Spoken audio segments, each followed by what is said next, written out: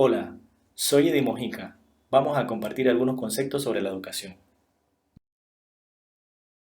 La educación es como un ferrocarril. Quien conduce es el docente.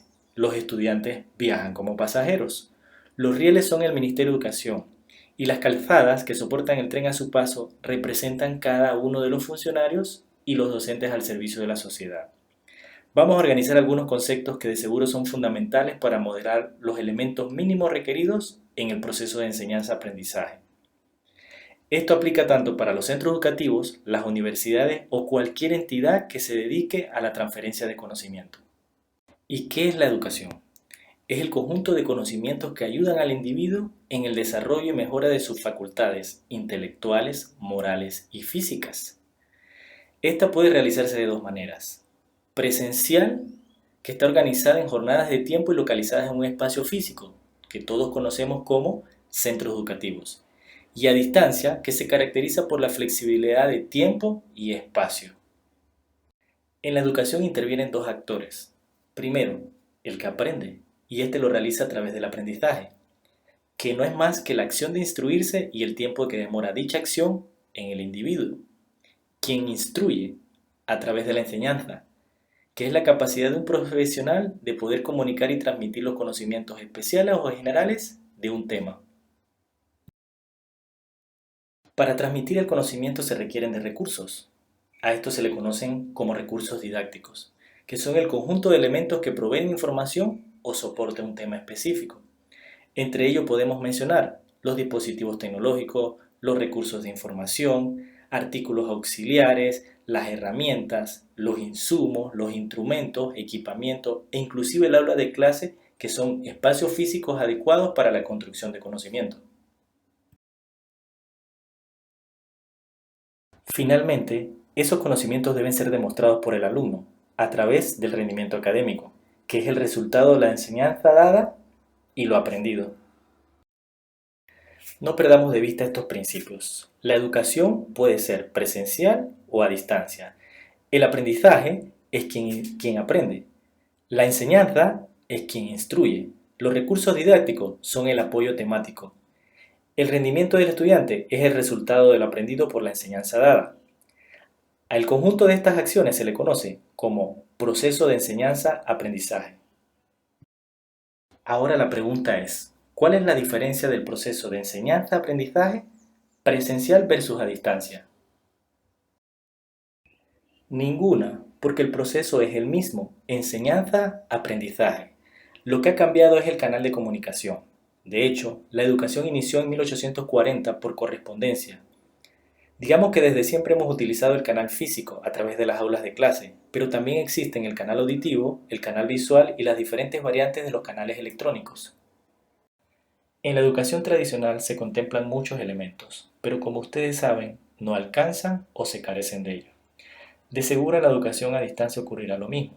Ahora veamos, ¿qué se requiere para educar a distancia? Un contenido bien estructurado. Esto está directamente relacionado con la malla curricular de la asignatura, que es aquí donde se articula y se controla todo el contenido del periodo académico. Este es un componente fundamental.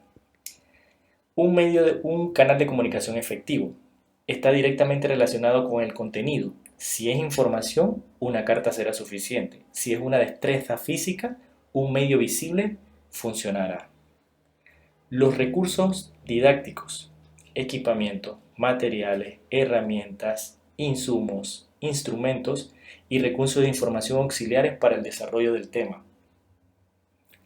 Interactividad, importantísimo, donde el docente, quien con sus capacidades y los recursos didácticos, incita de forma armónica al alumno, al estado de motivación para aprender y así lograr que sus resultados sean óptimos.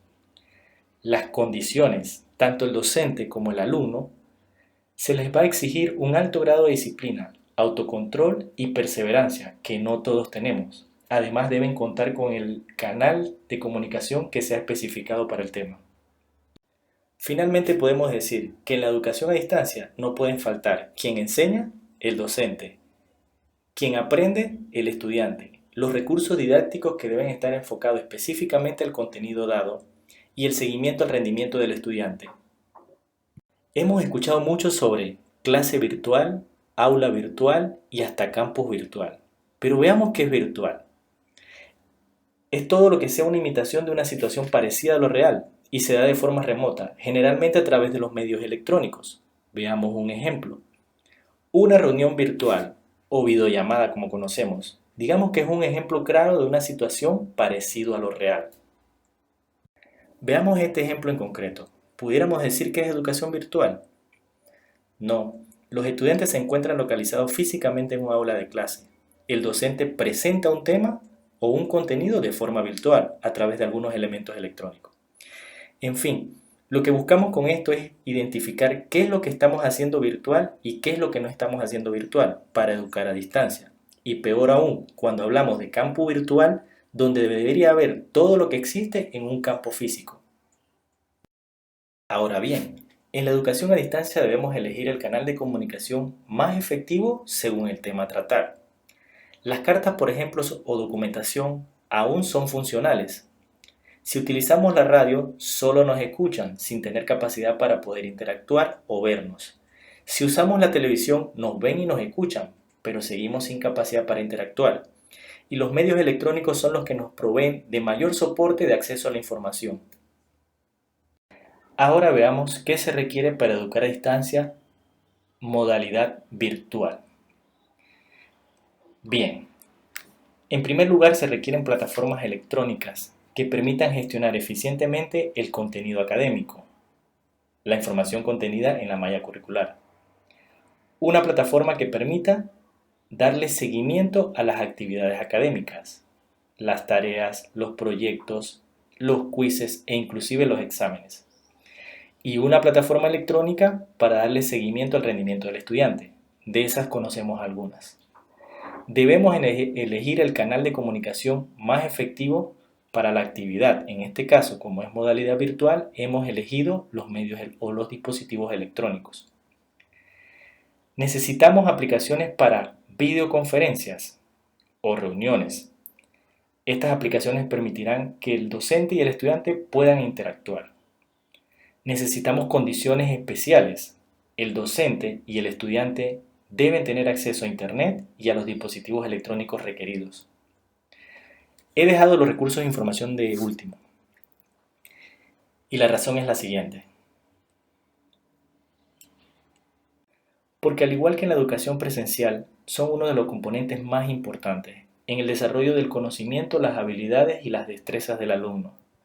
Por ejemplo, si se desea practicar lectura, un sitio web sería suficiente, porque no se requiere mayor insumo.